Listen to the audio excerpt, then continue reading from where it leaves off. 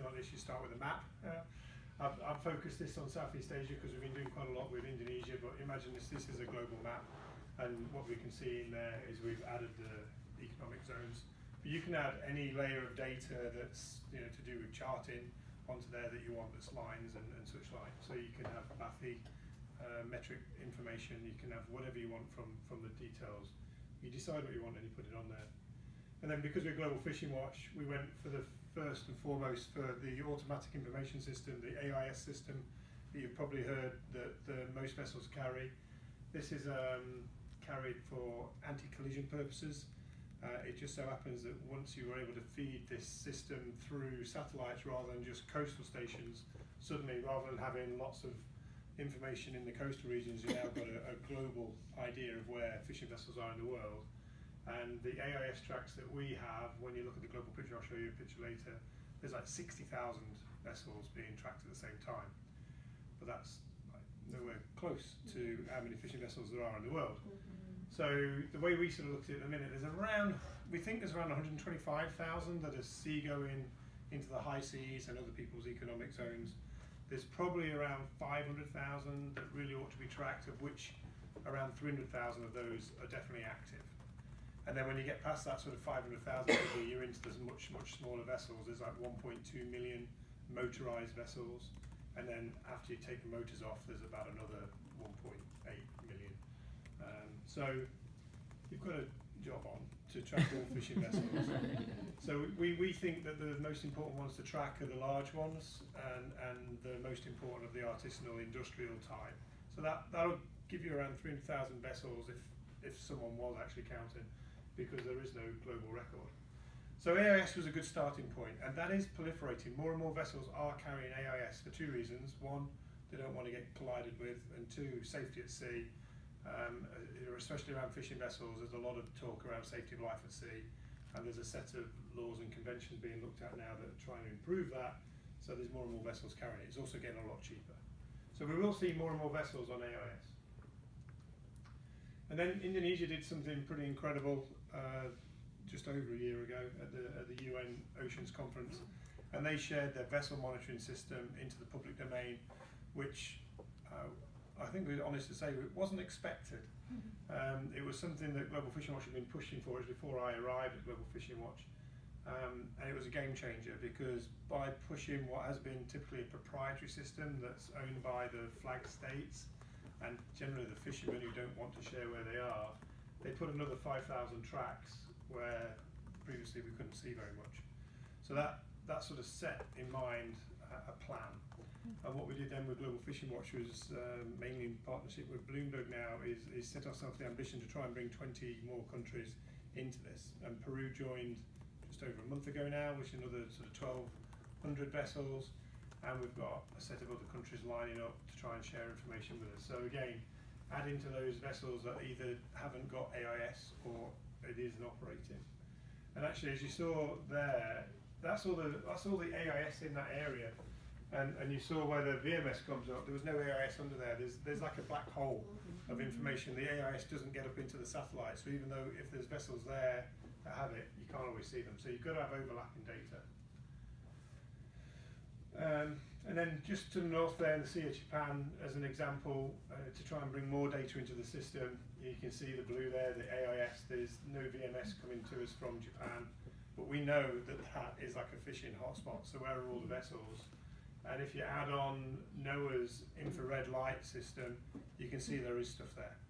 So what we've been doing with NOAA is working on a daily input of light information from their satellites. We get one position daily against each piece of light that's had the static installations taken away, any of the major shipping routes, because nobody fishes in the shipping routes. So you know that if you're seeing something Global Fishing Watch under these lights, it's probably a fishing vessel. We're particularly good at seeing the squid jiggers, the ones that are chasing after squid, because they use like huge powerful lights. And similarly, the Sauri fishery out of Japan, we can see. But Chris Elveridge, he's got a set of lamps in the desert somewhere out in Colorado, is he? Yeah. And he's slowly but surely turning them down to see just how well the satellites can detect what lowest intensity light they can pick up, and we're getting better and better at picking up more and more vessels, especially when you're out at sea where generally it's dark. So that's good. So layers and layers of information is what we're trying to pump in. And then what you see here is that on the global picture. So this is just one moment in time. We've taken a month. You can see it says a month in time here. So that's sort of what it looks like. You can see a lot of the activities happening outside of the EEZs on the high seas. I don't need to complete you guys on that. You can see where the VMS has come in. The green here is the new VMS from Peru. And then what we've started to do is look at when all these tracks converge, what they do when they converge and how long they spend time together. So if two tracks come together at sea and then spend a few hours together drifting at a slow speed, they're probably conducting transshipment at sea. It could be fish, it could be other things, but wherever you see one of these little dots is where the algorithms detected two vessels together at the same time for a period of time that's conducive with transshipment. So we're starting to get an idea of what's happening out there. So in the sense of what Peggy said earlier, when it comes to looking at the high seas, you should be able to talk to people and say, we can use this technology in order to understand what's happening out there. You just got to mandate the use. So, I mean, as the high seas are vast, but not all the high seas are being fished, because there's not actually, from the sense of taking stuff out of there, there's not the sort of things that the humans want to eat at the moment out there. So we know that the bands are sort of sat just outside the line, which is the EZ. There's a sort of term we're using mainly from Chris Costello in Santa Barbara. So fishing the line, they're doing a lot of work to find out what nations are just coming right up against the other nations' economic zones. They're not going in because they're not licensed, but they're staying right on the edge and effectively fishing the same fish because they're migratory stocks or straddling stocks and all these sort of things. So there is an argument that actually if you invite the vessels in and regulate them more clearly and monitor them better, they can still take the resource, but the country gets some kind of monetary recompense, which means the monitoring can be better, the governance will be better, and it goes back out. So it's really is a careful balance of what we are trying to draw out of the oceans, but better governance is definitely going to be part of it. And this is a particularly good example when you look down around Argentina. This is all squid activity, and it's like they don't. The Chinese, Yeah, mainly Chinese. Yeah, but Korean so are down there. What are they taking? peach is Chinese. Sorry, so you're saying it's mainly Chinese, definitely. No, Peach. is the color. Peach.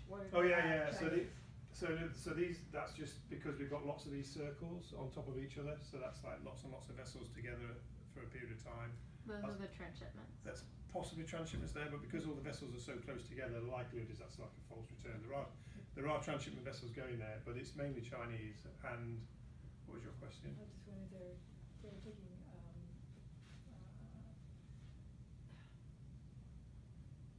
ordrappy, or what are they taking? Yeah, so that's a proper deep sea one. So I think that's a Spanish mainly doing that, if I remember rightly.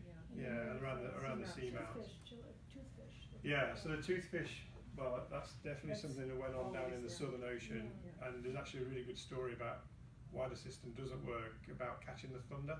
If you followed the story of the thunder, which fish Ran. Yeah.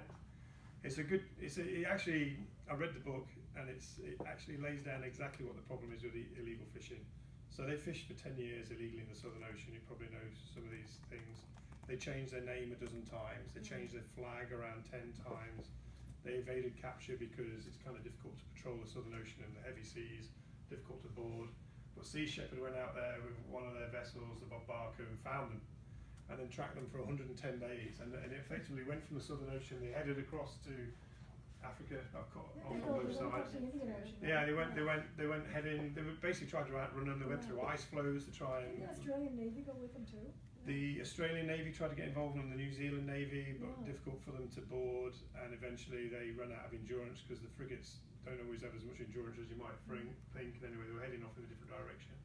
But every time they got towards the country, Interpol got involved and set people up. South Africans too, yeah. South Africans and the Fish Eye Africa. There was lots and lots of good cross-boundary international liaison, which is what's got to happen.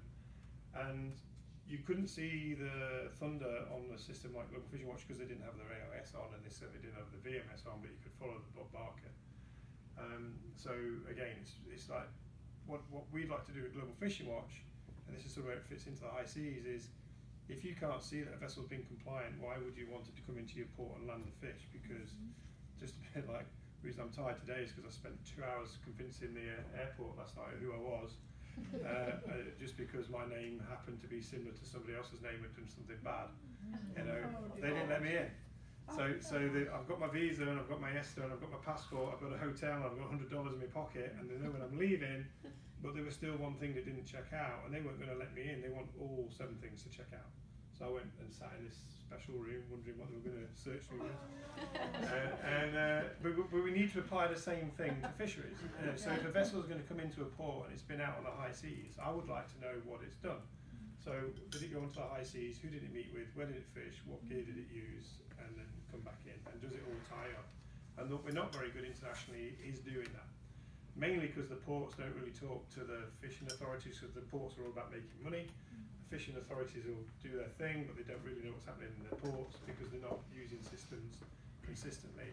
And if you look at VMS, there's dozens and dozens of VMS systems, but they don't talk to each other, and then some people don't actually have them. So this is what Global Fishing Watch is trying to do, is trying to bring it all into one domain for the public good.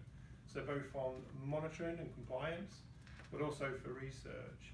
So I was listening to your presentation, Laura, with real interest, because one of the things I'd like to do is set up Global Fishing Watch to look specifically at marine reserves, or I should say marine protected areas now after listening today, and work out what it is we can do in order to take it to the next level. And one of the things I've had in my mind, mainly because of my Navy days, is noise pollution. So we're sort of talking about right whales and orcas and such like. What is it we need to know about the noise in order to understand how far away any kind of noise pollution needs to be in order that whatever we're doing over here is protected? And I'm kind of hoping you can. But I think if you bring that information into the same domain, then it's going to be far more powerful, both for research and understanding, and for people to believe they can do it. Tony, can you exactly take a spot like that area that I think is French Polynesia, and that shows what's just outside their line? Because I spent a lot of time in Chile last September, not this past, but talking to them about the kinds of problems that they have. And I know that UC Santa Barbara is aware that we've got some Chinese fishing proposals, and they're supposedly not going to fish in their zone. Yeah. I would just think it would be really significant to be able to put the real flats and logs and So you can do that. overlay This is all recorded just for ease on the panel, but afterwards we can connect to the internet and we can have a play around. But that yeah, would be great, because I mean that is the idea. it's still resident on Google Earth, right? So Yeah. that's perfect. So that was the sort of layer you saw there. For those of you who watched, will it run again if I go backwards? Yeah, so you see, the reason I was so suspicious was when I saw how much pink there was around where French Polynesia. Yeah, you have to drill down a little bit, and what you find is you do see it all around the EZ, but what we can't be sure is not turning it off. We need to sort of look very carefully to find out what arrives, Right. and then what's And actually what there. departs and where does it go? Yeah, so we're working actually at the minute on a on-off AIS algorithm where we can see when they turn it off, but we don't know whether it's been, at the moment we don't know directly whether it's been turned off or whether it's just a lost signal because the satellite pass didn't work so well, or whether they've manipulated, and actually you can work that out. It's kind of wacky what they can do, but you can tell when a signal's just merely lost to when it's turned off. And people like Exact Earth who provide AIS, they've actually built it into their system now that if someone turns it off, the last thing the thing goes is, I've been turned off. You know, so it actually sends a signal to say I was turned off, and that way they can't deny it. And it's a selling point for Exact Earth, but not everybody's doing it yet. So. Excuse me. Do you use any like high resolution commercial satellite remote sensing data? Yeah. In addition to the NOAA? I can't remember whether I put exact. Yeah, that was the theory. So I don't think I put slides in of the SAR and such. I don't know. So what you've just seen there is everything that we have available to everybody publicly for free. But we're working now with Planet and people like Airbus and MDA to get more data in. So we can take in synthetic aperture radar from Sentinel-1, that's free anyway, and although it's terrestrially focused, there's like an overlap that hits the ocean that's anywhere between 100 and 200, depending on where you are in the world. It's not high resolution, but it gives you an idea. I think it's 30. Yeah, it's pretty good. You got an idea that there's stuff there, but basically, a lot of the commercial providers are now working out that illegal fishing is revenue for them, and they're working out how they can better provide the higher resolution stuff on radar. The radar is really good because it works at night. You can see through cloud. It gives you an idea of what's there. You can generally measure a length, so you've got an idea of whether it's a merchantman, which is huge, or a fisherman, which is generally small. But again, it needs to be layered with other information. So what we should do is we put it underneath this, and we can see whether the AIS there, the VMS is there, and the SAR, so you've got like a solid return.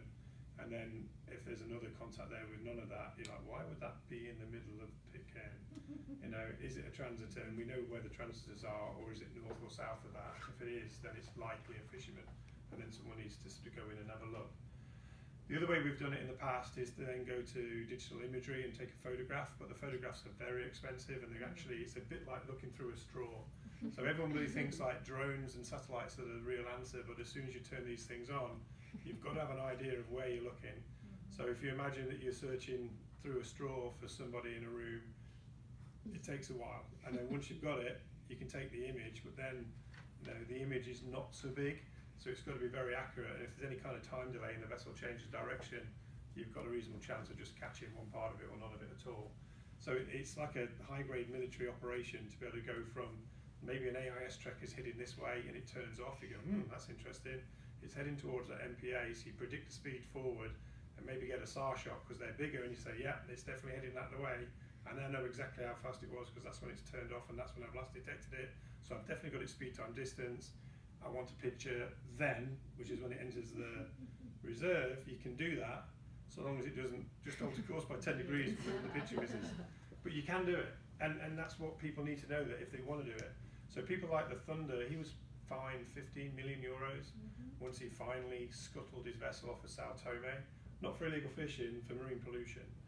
But it was 15 million, and people need to be better at taking that money in and putting it into this sort of thing in order that they can generate those fines and act as a deterrent. And that's sort of what the theory is behind here, that if we can drive people into the transparent world and reward compliance, then we'll see behaviour change. Because if I told you I was going to watch you for the rest of the night, I'm fairly sure you'd all behave differently. If that's not such a weird analogy. Also, if we sort of reward compliance, and it reverses the burden, that the fishermen can easily show they've done well, but the ones that are missing, the burden is now on them to explain why their data was missing. So that's an important piece. And it's also cost effective. The sort of cost of one of these pictures from synthetic captural radar is like $5,000 a shot, $5,000 a shot. You can't do that all the time. No one's going to fund that philanthropically. So again, use it sparingly in order to get the money back, but otherwise drive them onto this more cost-effective method. And this is what I was saying when we spoke at the UN. The technology is far more affordable now. The technology is kind of weird for those that are using it. It gets cheaper and cheaper, but the companies tend to just put more and more on their things, so it stays expensive. So a satellite that used to be this big is now this big. It's cheaper, but it's also got a lot more stuff on it, so it's more expensive again. Because all they're trying to do is generate revenue. So no one's going to just put up an AIS satellite anymore. It's going to go up with other things on it, and then the cost of it goes back up. So this sort of swings and roundabouts. But what it is more ubiquitous. So we will see AIS, lots and lots more satellites going up. We better track on AIS. And we think VMS, although there's a trend now for it to go public, I think ultimately it'll start to fade away because it's a very expensive way of tracking vessels, and it's not really effective, and there's other systems coming in that are now the new VMS. So we're building Global Fishing Watch to make sure we can take those things in. I could track you on your mobile phone ultimately, if that was the easiest way to do it, you can do that. And then we've had a couple of interesting quotes from fishermen that have traditionally been very proprietary in their approach, and Ray Hilburn's one of them. And he said on our site that fishers are losing the social license to fish, and this is because of bonded labour and things like people don't want their fish from Fukushima, and they don't want fish that's been fished where it shouldn't be fished. There's a sort of moral piece to it. So, that's what I sort of said earlier. Was it in this meeting or did I say it in my other meeting? That actually the smaller officials want to be tracked now because they want to show that they've actually done stuff good. Because then they come out of a port, they do their thing, they go back in. They don't want any hassle. They can't afford big delays. They just want to be in and out and show that these industrial vessels are the worst ones. So we're actually seeing smaller vessels wanting to be tracked. And then the leadership thing, I think, is key. whether it be through BBNJ and ABNJ work and the fact that now we've got 18 months to save the world, or the, people like Indonesia and Peru and Panama's on the cards. The fact that people are making these big steps. So there's definitely a leadership piece, because ultimately, as I've said before, humans are the ones that put all these things in place, and it's humans that therefore can put the right things in place. These are the sort of things we're doing at the moment. So we know that Indonesia and Peru have shared. We think Costa Rica, Panama, and even Namibia might be next, and that's all in the coming year. We've got ambition to get 20 countries in the next 4 years. Although we talk about VMS because that's the thing that everyone likes to hear us talk about, actually AIS is just as good a way of tracking people if they'll mandate it. So countries like Nigeria have already mandated the use of AIS, so have the Marshall Islands, so have the European Union, but they're not very good at implementing it. But we can work on that. And Pew's doing some great work on a thing called the Cape Town Agreement, which is if they ratify that, it's a safety of life at sea agreement, but it gets ratified, it then gets opened for amendment, and in that amendment you can mandate the use of AIS and IMO numbers for fishing vessels, which sort of instantaneously, globally, gets a huge mandate for fishing vessels to be tracked. So it's a bit of a cheeky way to do it, but it's still good. And then we're seeing public vessel lists as well, which I think is important, because there's no good being able to track vessels if you don't know which ones are authorised in the first place. So actually driving public vessel lists is important. So that's the policy side of our world.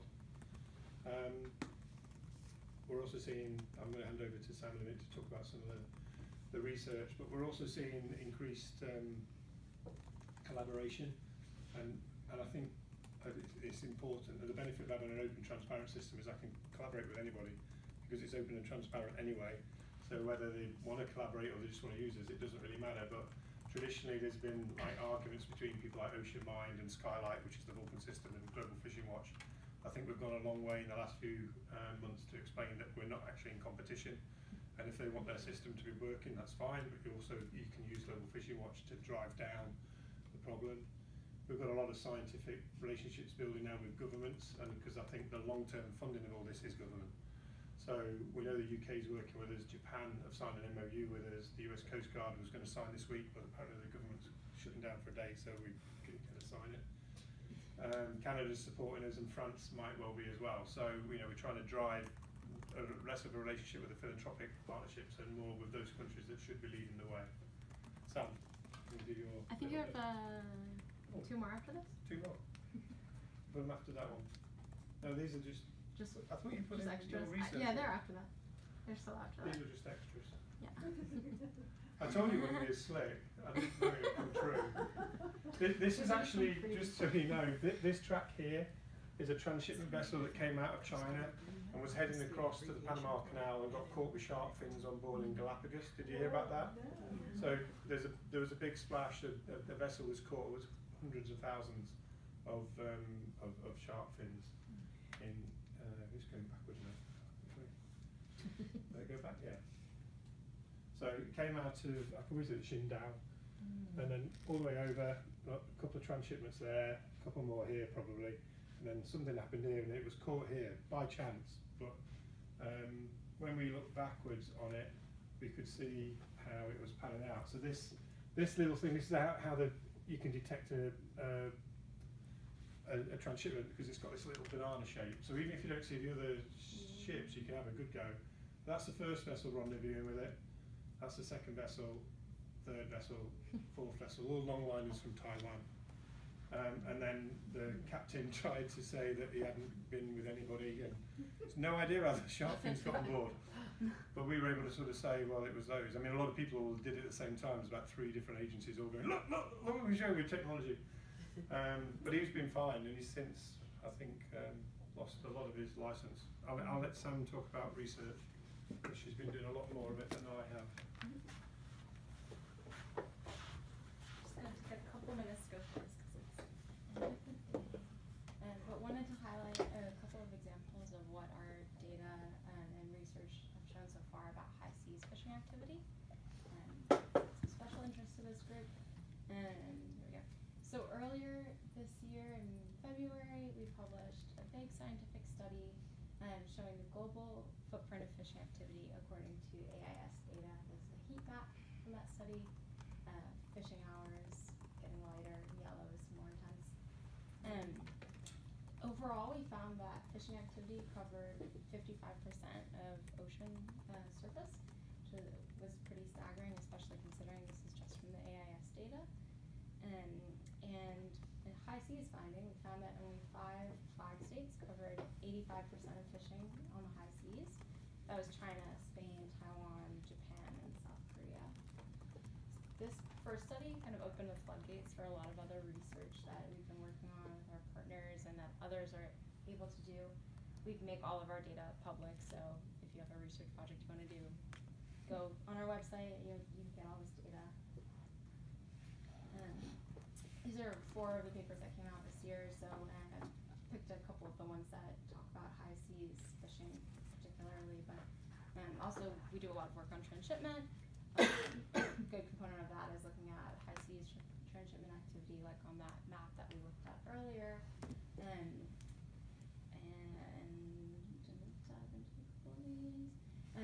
so one study that came out earlier this year as well is economics of high seas fishing, from our board member and research partner Enrique Sala at Nat Geo. Results suggest fishing at the current scale is enabled by large government subsidies, without which as much as 54% of high seas fishing grounds would be unprofitable. So this was looking into what's sort of the profitability rate of high seas fishing, and it found that there are high government subsidies. It also found evidence of human rights abuses at sea that would also make it more profitable, right?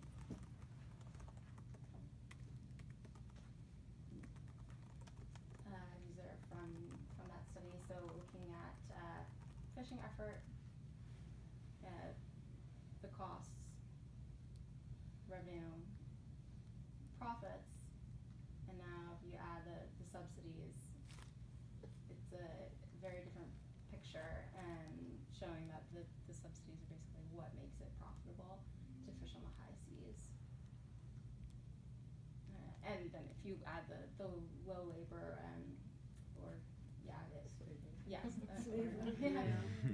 then it's even more profitable.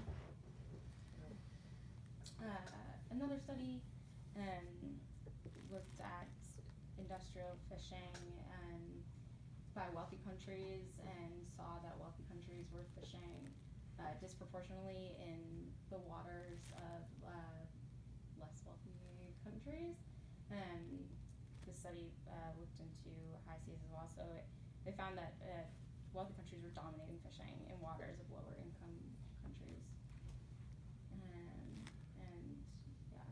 Another heat map showing where the wealthy countries are fishing versus the poorer nations, just totally disproportionate. So yeah, some of our research partners are economists, so a lot of the papers have been looking into subsidies, profits, economics, and that's it. And these are just a couple of the studies that we pulled out. Our research team and research partners are continuing to look at the high seas and other questions that we can answer with our data. There's so much that you can look into, and again, all of this is like publicly accessible, so if you or someone you know wants to do research on high seas fisheries or anything else with that fisheries data, you can go and check it out. Great, thank you.